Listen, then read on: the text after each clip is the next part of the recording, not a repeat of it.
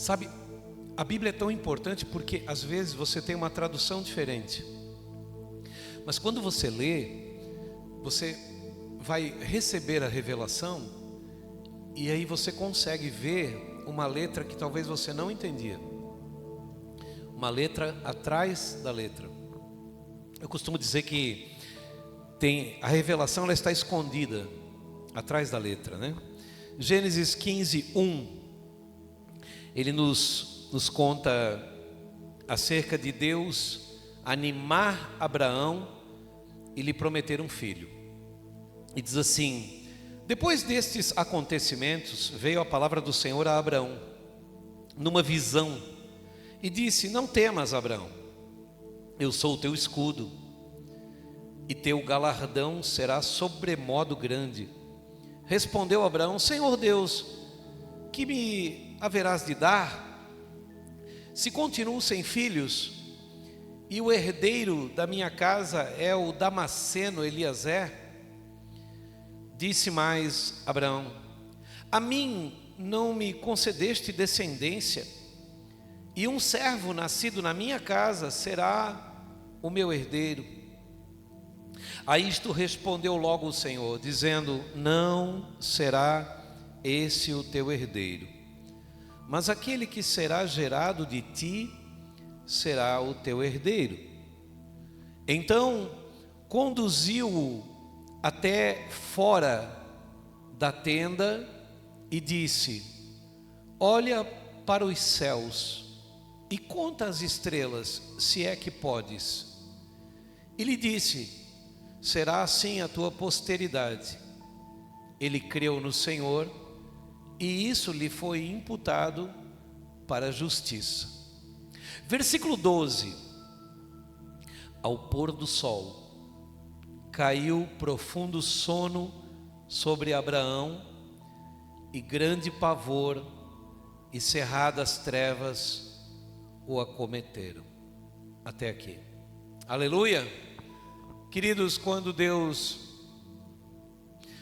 faz uma promessa, Abrão ainda não era Abraão, Deus não havia ainda estendido seu nome, e Deus só faz isso quando Deus começa a caminhada com a promessa que havia dito.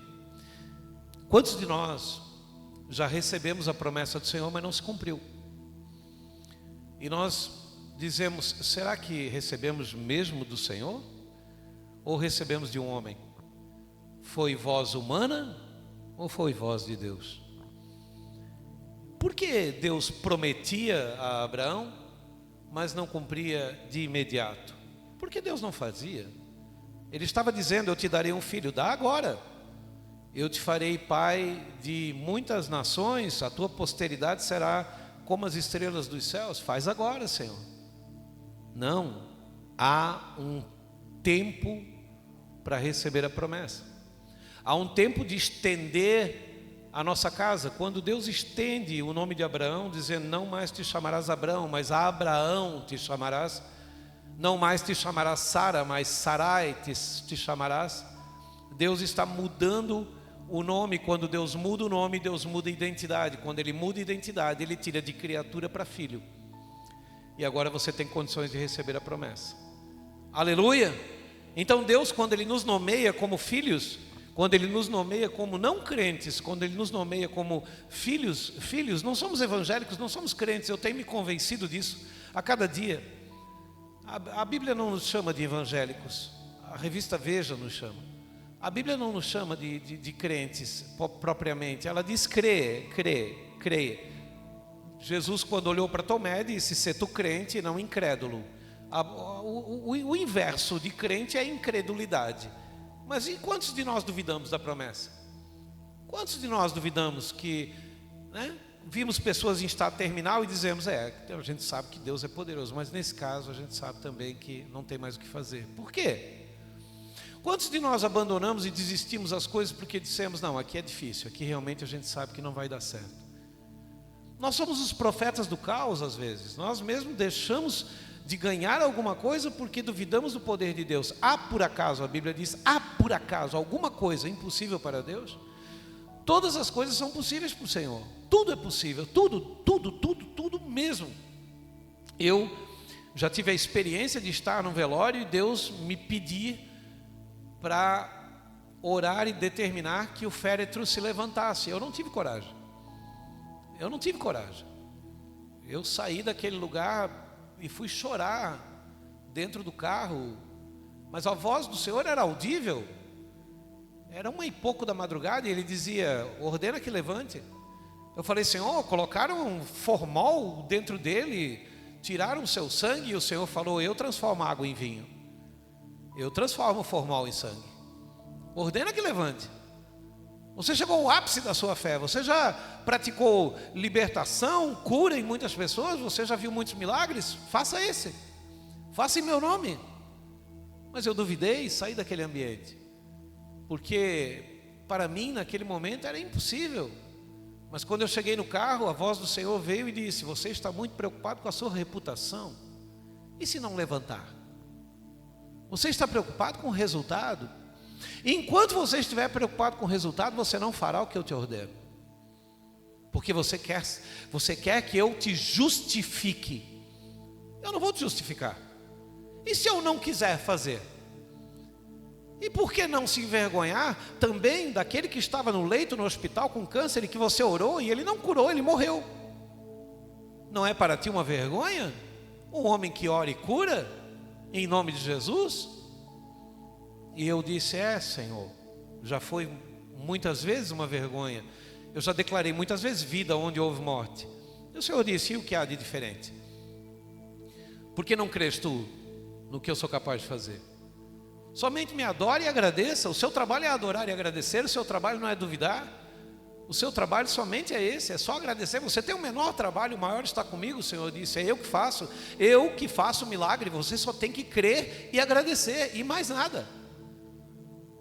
E ainda duvida de que eu sou capaz de fazer? Quando Deus ordena a Abraão, dizendo: Abraão, sai da tua tenda e olha para o céu, era dia. E de dia você não vê as estrelas, mas você sabe que elas estão lá. O que Deus estava querendo dizer? Ele estava dizendo: o meu milagre contigo você não precisa ver, você precisa crer. Quando Abraão olhou para o céu, Deus falou: conta as estrelas, se é que podes. Por que se é que podes? Porque não pode. Porque de dia ninguém conta uma estrela. E aí no versículo 12 diz: ao pôr do sol. Ou seja, o sol se pôs tempos depois de Abraão ter saído da tenda e olhado para o céu. Deus mandou ele contar as estrelas de dia, e isso é impossível. Deus estava dizendo: Abraão, você não pode, mas elas estão ali. Você só não pode vê-las. Assim é a fé. Eu não posso ver o que há de acontecer. Eu estou orando, eu estou buscando, eu não consigo ver, mas está ali. Eu gosto muito de uma frase que Jesus disse para Pedro, quando ele diz: Pedro, eu te darei as chaves do reino dos céus. Ele não deu, ele disse que daria. Por que ele não deu? Porque Pedro ainda tinha uma espada na cinta. E tu não pode dar a chave do reino para menino, para criança, para quem acha ainda que pode resolver na força. E aí Jesus diz assim: eu te darei a chave do reino dos céus, e tudo aquilo que ligares na terra terá sido ligado nos céus, e o que desligares na terra terá sido desligado nos céus. Como é que eu ligo? Como é que eu desligo? Oração. A única maneira que eu tenho, o meu interruptor é a oração. Mas o que é ligar? Não é pedir, é determinar, declarar e agradecer. Ligar é dizer que vai acontecer. Eu não vou na tecla do interruptor e digo: será? Aí eu ligo, eu sei que vai acender. E se não acender, eu sei que a lâmpada está queimada, porque aquele interruptor funciona. Aleluia! Então quando eu vou para a oração, eu não vou dizendo: Senhor, se tu desejares no teu coração. Não, eu vou dizendo: Senhor, eu determino pela tua palavra e pelo teu santo nome, que tu não nega a ti mesmo, e tu diz que tudo e tudo é tudo, o que eu pedir em teu nome tu faria. Em nome de Jesus eu clamo agora, declaro agora, determino agora a minha bênção sobre isso e aquilo, em nome de Jesus. Aleluia! Não é uma questão de pedir. Eu não vou para a oração: Senhor, se desejar, se estiver na tua... Não, irmão, isso é dúvida. Deus não trabalha na dúvida, Deus trabalha na credulidade. Só quando eu creio. E eu achei lindo demais Deus pegar Abraão e dizer: Abraão, tu vai ter um herdeiro. Mas vai ser Eliezer, da parte de Eliezer. Não, Abraão. Não, mas vai nascer um outro na minha casa, né, que vai ser herdeiro. Não, Abraão, vai nascer de ti. Vai nascer de ti. Vai lá fora e conta as estrelas. Não dá, né? Pois é, assim vai ser a tua descendência. Senhor, mas eu não consegui contar. Pois é, mas elas estão lá, tu sabe disso, né? Não, eu sei. Então, só não pode ver ainda. A questão só está que você ainda não enxerga o que eu vou fazer. Mas eu estou dizendo que vou fazer. Aleluia! E quando ele fala, não tem o que duvidar. Amém? Eu quero tocar mais uma vez em Hebreus, capítulo 3, versículo 12. Hebreus 3, 12. Vamos reativar a fé, irmãos. Vamos reativar a fé. É necessário.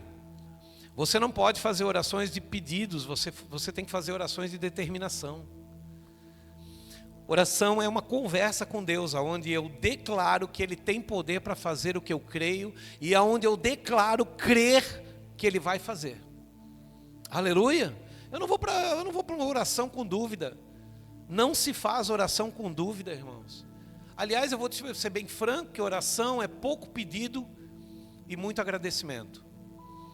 Ontem um menino, ele queria aprender a jejuar, eu quero até falar sobre isso rapidamente. Pastor, eu estou jejuando, eu estou fazendo jejum de 7 dias. Eu falei, não, você não está.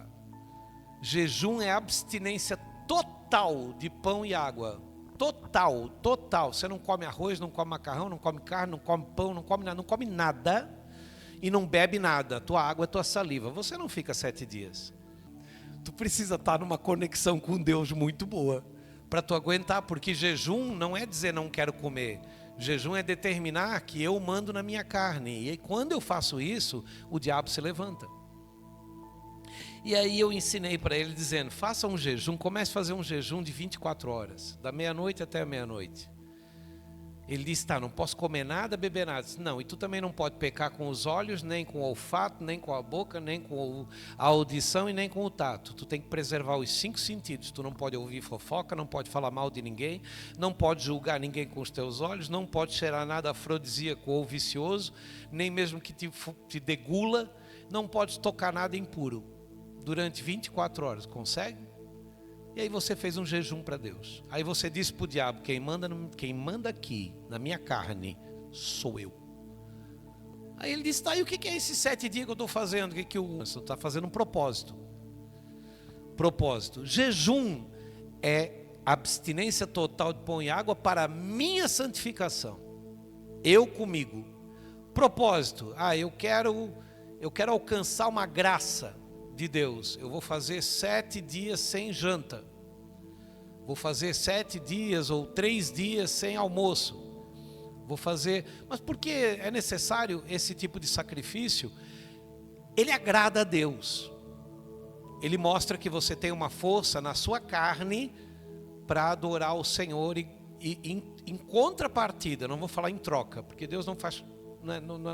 Não pratica troca. Em contrapartida, Deus te dá o que você está pedindo. E é muito comum que você receba. Mas o propósito não pode ser quebrado, né? Então ontem aí ele entrou em jejum. Aí quando eu estava saindo às 10 horas, ele veio e falou assim, pastor, como é que eu faço agora? Eu tenho que tomar um remédio. E aí eu preciso de um gole d'água. Qual é o homem que não calcula antes de começar a construir uma torre para saber se poderá completá-la? Para que os outros, olhando para ele, não digam, começou e não conseguiu concluir. Irmão, há uma palavra na Bíblia que diz assim, aquele que põe a mão no arado. Quem não sabe o que é um arado, mas todo mundo sabe o que é um arado, né? Aquele que põe a mão no arado e olha para trás, a minha alma nele não tem prazer.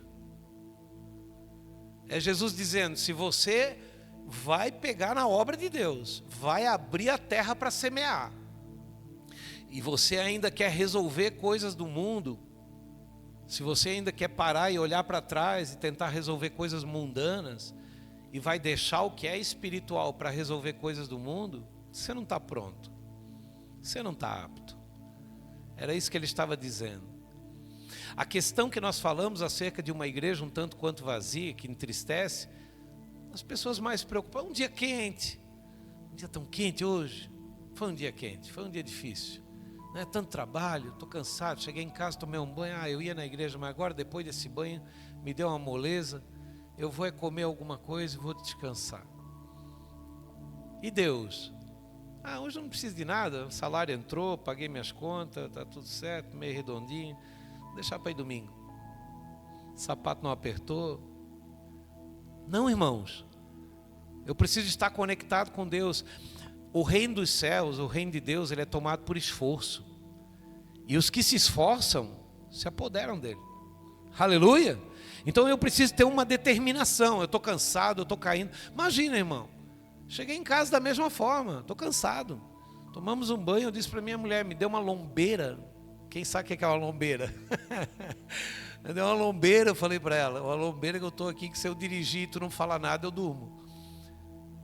Mas estamos indo. Aleluia. Ele é que dá força ao cansado e revigora o que não tem nenhum vigor. Então eu preciso determinar, são determinações. Jejum é importante para você matar a carne e vencer o mundo espiritual. Ganhar as coisas. Tem coisas, querido, que estão bloqueadas no mundo espiritual, que elas são tuas. É um direito teu, é a tua herança. Você tem direito àquilo, mas você não recebe enquanto você não entrar no espiritual. Por quê? Você imagina que você tem duas portas aqui, uma porta material e uma porta espiritual. E o que você precisa para resolver o caso material está no campo espiritual. Mas você abre essa porta, vê o que você precisa, tenta pegar, mas não alcança. Quando alcança, puxa, mas não vem. Você não entendeu ainda que quando você abrir essa porta, orar por aquela situação, a porta se abre sozinha e o elemento sai de dentro dela. Aleluia! Você não precisa fazer força. Quem ora alcança com a oração. Não precisa fazer força. A Bíblia é bem clara quando diz assim, se ouvires a minha voz, se ouvires a voz do Senhor teu Deus e cuidares de guardar todos os seus mandamentos, estatutos e ordenanças, todas estas bênçãos te alcançarão. Bendito serás na terra, bendito serás no campo, bendito será a tua amassadeira, bendito será teu gado, tua jumenta, tua vaca, bendito será a tua mulher, a roda de tua mesa, teus filhos, a roda de tua casa, bendita será a tua casa, e assim ele vai. Só que quando ele chega lá no versículo 15, se eu não me engano, ele diz assim, porém, se não deres ouvidos à voz do Senhor teu Deus, cuidando de não guardar os seus mandamentos, estatutos e ordenanças, todas essas maldições te alcançarão. Maldito serás na terra, maldito será a tua casa, maldito será a tua amassadeira, maldito será teu gado, e assim ele vai. E aí ele dá duas, ele diz assim, na Bíblia ele diz assim, eis que hoje coloco diante de ti vida e morte, escolha agora o que queres para a tua vida, para a tua carreira. Então eu preciso ouvir, atender e receber. Eu acho tão fácil ouvir, atender e receber. A gente às vezes desvia um pouquinho do caminho, a gente volta. Uma pessoa que veio falar comigo, contando as coisas pela metade, para que eu perguntasse nomes. E a pessoa vem e diz, porque me fizeram isso, me fizeram aquilo, me fizeram aquele outro. E por esse motivo, pastor, estou me desligando, estou saindo. Deus te abençoe, vá em paz, né? Seja abençoado. Só faltou a pessoa dizer assim, não vai perguntar? Não. Estou nem aí. Não me conta coisa pela metade. Quer que eu pergunte para eu ter parte no pecado? Não tem não, eu tenho mais o que fazer, eu estou me santificando. Tchau e acabou. Não, irmão, é só não entrar. As pessoas vão oferecer portas para você entrar e se aprisionar em situações. É só dizer, já tem problema que chega, não vou querer entrar aí não. Esse lugar não é para mim. Aleluia! Você está aqui, amém? Vamos lá, escuta isso aqui, Hebreus 3:12. Daqui a pouquinho termina, irmão. Hebreus 3,12 fala de incredulidade. Até vou ler no telão, porque essa aqui você pode ler no telão para você não ter uma tradução que talvez não te leve a isso. Tende cuidado, irmãos, está falando conosco, amém? Jamais aconteça haver em qualquer um de vós um perverso coração de incredulidade que vos afaste do Deus vivo. Uau! Incredulidade vos afasta do Deus vivo. Quando eu não creio, Deus se afasta. É simples assim. Deus não é uma marionete, não é alguém que eu coordeno, que eu conduzo, não é alguém que eu faço dele, Deus, vou para a esquerda, vem para a esquerda, Deus, vou para a direita, vem para a direita. Não, Deus não. Ele é o caminho, a verdade e a vida. Eu preciso entender se eu estou no caminho dele. Ele não vai sair do caminho dele para entrar no meu. Aleluia. Então ele diz assim, ó, cuidado, irmãos. Jamais aconteça ter em vocês, ou em um de vocês, um perverso coração de incredulidade que afaste vocês do Deus vivo. Aí ele continua dizendo assim, ó, pelo contrário, exortai-vos mutuamente cada dia. O que é exortai-vos? Chama a atenção da pessoa que está do teu lado. Ô, incrédulo, ô, não vou mais poder caminhar contigo? Tu não crê? Eu me afasto dos incrédulos, irmão. A pessoa vem falar comigo, já coloca a dúvida no que Deus pode fazer, eu digo, irmão, vai orar. Não, mas o senhor não acha assim que ali é um caso perdido? Não. Nada é perdido. Tudo com oração resolve. Não tem nada morto, não tem nada. Nós estamos no caminho. Enquanto estamos aqui, há vida. Aleluia. A Bíblia diz que há esperança para a árvore, que ainda que cortada, ao cheiro das águas, suas folhas ficam verdes. Amém? E ela volta nos seus rebentos e dá o seu fruto, a seu tempo dará o seu fruto. Então não tem nada perdido não, irmão. Outra coisa, essa palavra, na época que eu li, me levou a João, Evangelho de João, no capítulo 16. E eu descobri que o capítulo 16 e o versículo 7, e o versículo 8, 7, 16, 7, ele me mostra que o maior pecado que existe é duvidar de Jesus, é duvidar de Deus. Olha o que ele diz: mas eu vos digo a verdade, convém-vos que eu vá, porque se eu não for, o Consolador não virá para vós outros, que é o Espírito da verdade.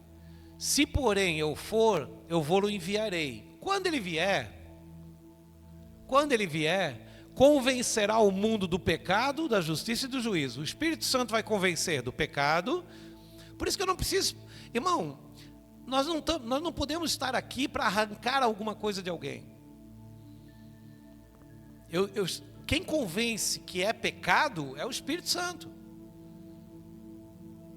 Então tem gente que chega para mim e diz assim, eu estou vindo na igreja, pastor, mas eu ainda fumo um cigarrinho. Fuma, irmão. Mas eu não vou para o inferno por causa do cigarrinho. Não, o Espírito Santo vai te convencer que é pecado. Eu não vou tirar isso de ti. Não, mas eu ainda tomo minha cervejinha. Toma, irmão. Eu não estou aqui para tirar a tua cerveja, eu estou aqui para te dar o Espírito Santo. A hora que o Espírito Santo te pegar, você vai olhar para o copo de cerveja e vai dizer, eu não quero mais isso não.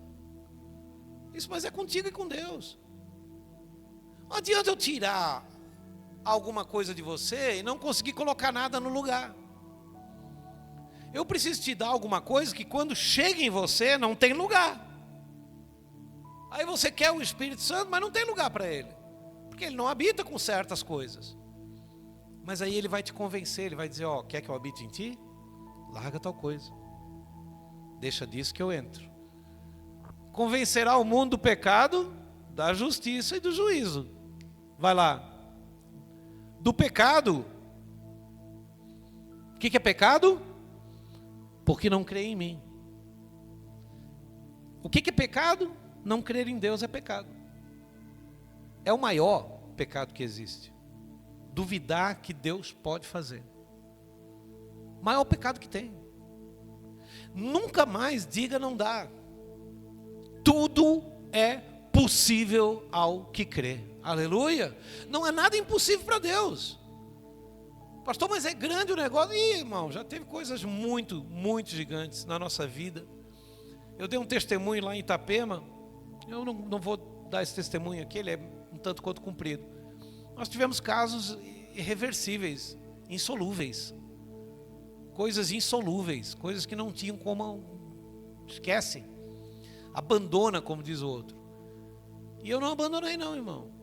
Eu fui orando ao longo de um ano. Fiquei um ano em oração, um ano pregando, um ano crendo, um ano. Eu e minha esposa, nós não falávamos do assunto para não fala do assunto para a gente não acabar falando alguma coisa que seja no âmbito da incredulidade. Porque a tua palavra tem poder. Escute uma coisa. Jesus é o verbo. A Bíblia diz em João 1 que ele é o verbo e que o verbo habitou entre nós, se fez carne e habitou entre nós. Amém? A palavra verbo significa palavra. Palavra. Verbo quer dizer palavra. Aleluia. A Bíblia diz que tudo que foi feito pela palavra. E sem a palavra nada do que há haveria. Amém? Então qual é a força de uma palavra? Diga uma coisa e ela vai acontecer. Vamos viajar, mas não sei não se esse carro não vai quebrar no caminho. Já vai com a caixa de ferramenta no porta-mala, irmão. Porque você acabou de ser um profeta. Já vai com a caixa de ferramenta no porta-mala. Não, irmão, eu preciso determinar as coisas. A minha boca, a minha palavra, ela tem poder. Deus disse, eis que do alto vos dou poder para ires em meu nome, profetizares, expulsar demônios, curar enfermos. Você não fala isso, você não faz isso mudo, você faz isso falando. Então uma palavra lançada é uma pedra. Aleluia. Eu preciso entender a força de uma palavra. Uma palavra muda tudo. Por uma palavra se perdem casamentos, por uma palavra se casam. Por uma palavra se matam pessoas, por outras se nascem. Só por palavras. Cuidado com as palavras, irmão. Elas têm poder. Elas podem devolver coisas, elas podem tirar coisas. Elas podem destruir e fazer nascer. Amém? Então ele falava aqui do pecado, porque não crê em mim. Não acreditar em Jesus, não acreditar no que ele é capaz de fazer é pecado. E é o pior de todos os pecados. Eu não sei se você teve coragem de duvidar do teu pai na terra. Eu não tive. Meu pai dava uma ordem, era sim senhor, não senhor, e eu quero a minha mãe. Mais nada, era 3 palavrinhas. Eu corria e fazia o que ele dizia. Quando ele dizia, eu dizia, pai, aqui pode acontecer, ele dizia, não. Aquele não era tudo. Eu não estava explicado, era um livro. Não, para mim, era a explicação que eu precisava para não fazer. E ponto final. Não se discutia, irmão. Hoje os filhos discutem, batem boca com os pais, discordam, né? Se folgaram. Eu não sei de que tempo você é, mas nós somos de um tempo que palavrinha nenhuma. Era sim senhor, não senhor. A gente pedia a bênção. Hoje tem alguém que pede a bênção hoje? Não tem mais, né, irmão? A gente ia até no pai, pegava na mão, benção pai, beijava a mão do pai, beijava a mão da mãe, benção mãe. Deus te abençoe, meu filho. Deus me livre de ir para a cama sem pedir a bênção. E hoje em dia não tem mais nada disso, irmão. Vai pedir para o filho pedir a bênção, ele te denuncia na delegacia. Você é capaz de ser chamado para responder por coação. Nós estamos num tempo. O que não mudou para o nosso tempo? A fé. O mesmo Cristo que fez milagre, o mesmo Cristo que absolveu pessoas, o mesmo Cristo que curou pessoas, a mesma palavra profetizada, o mesmo nome chamado Jesus, fez, faz e fará eternamente. Isso não muda, isso nunca vai mudar. Coloque em prática as palavras, determine, fale com ousadia. Quando você falar sobre oração, quando você orar, ore com ousadia. Marcos 11, 24, eu termino aqui. Marcos 11, 24.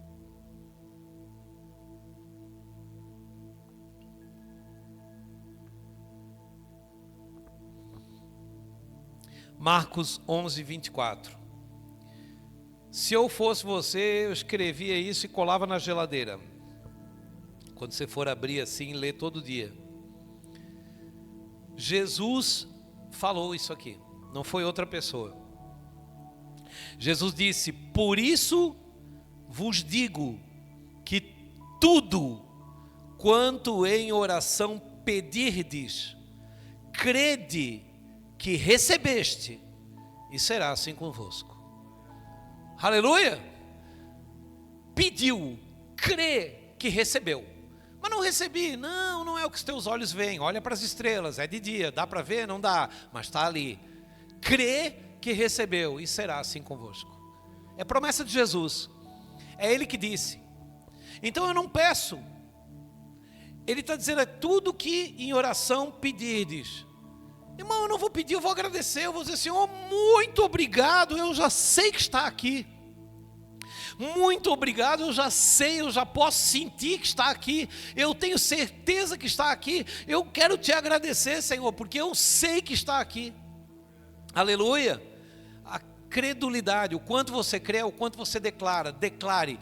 Uma vez eu estava orando, eu falava muito,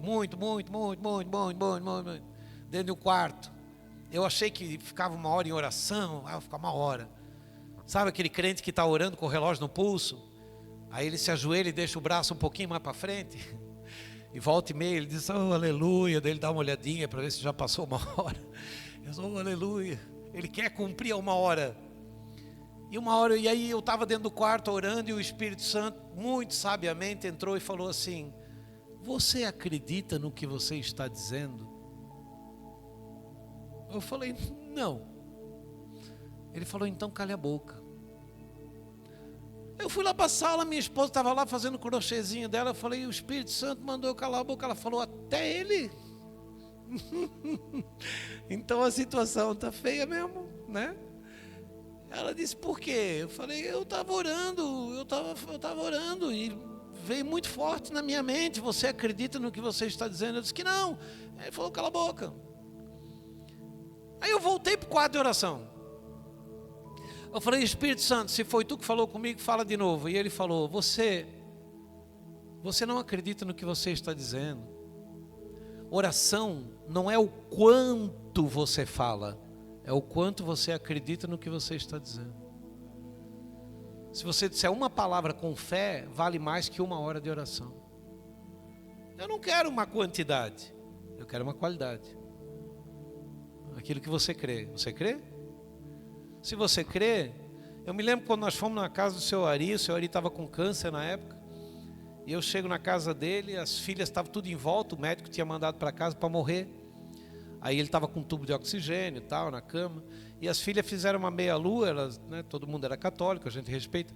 E aí eu pedi para orar, né? Posso orar? Tá, pode. Só que quando eu cheguei na cabeceira da cama, eu olhei para ele e falei: seu Ari, se o senhor me ouve, dá um sinal. Aí correu uma lágrima. Falei: eu sou um pastor. Aí correu uma lágrima. Aí peguei e dei um beijo na testa dele e falei assim: ó, vejo o senhor na igreja. Falei: tchau. Aí a mulher que estava comigo falou: o senhor não vai orar? Eu disse: não precisa. Ele vai levantar. Não precisa orar. Ele vai levantar, vou ver ele na igreja. Ele vai na igreja. Aí ela falou: mas ele não é crente. Eu disse: mas vai ser. Ele vai levantar daí. 2 semanas, irmão. Parou um Fiestinha preto na frente da igreja que nós tínhamos, na garagem. Ele saiu com dificuldade, ajudado por outra pessoa, veio caminhando, chegou para mim, me abraçou e falou: eu ouvi o senhor dizer que era aqui que eu tinha que vir. O senhor ouviu? Como é que o senhor está? Ele disse: eu estou bem. Ele viveu 2 anos, irmão. E quando morreu, não morreu da doença que tinha. Aleluia! Porque Deus é poderoso para fazer. Irmão, declara, irmão. Muitas vezes a gente vai lá e ora: oh Deus de misericórdia, levanta este homem da cama. Nem tu acredita nisso, irmão. Está lá, levanta este homem da cama. Aí quando sai da oração, entra no carro e diz assim: mas o homem está feio, né? Esse deve ir hoje ainda. Como é que orou? Não, eu preciso, se eu acredito, se eu estiver na igreja, homem, levanta daí, levanta. Levanta e anda. Jesus não orava, irmão. Eles traziam o enfermo para Jesus, Jesus olhava e dizia: levanta, toma teu leite e anda. Você não, pega a Bíblia, vê se você vê Jesus dizendo assim, ó: eu repreendo essa enfermidade. Jesus não orava, irmão. Jesus mandava levantar, pegar o leite e ir embora. Olhava para o cego e dizia: que queres que eu te faça? Que eu volte a ver, seja feito conforme a tua fé. Pronto. O cego ia lá: eu estou vendo, aleluia. Pronto, estás vendo? Ele pegava o gago, irmão, dava cuspida na língua do gago. Pegava no ouvido do surdo, enfiava o dedo no ouvido e falava: efatá, quer dizer, abre-te. Ele não orava, irmão. Ele dizia: abre, abria. Volte a ver, voltava a ver. Levante e anda, levantava e andava. Ele determinava, irmão. Nós estamos aqui orando, pedindo: ó Senhor, meu Deus. Ele diz: determina, faz o que eu disse. Usa meu nome e diz: levanta daí. Acontece agora, libera agora, em nome de Jesus, e ponto final. Aleluia. Você recebe essa palavra? Aplaude o Senhor, meu irmão. Eita.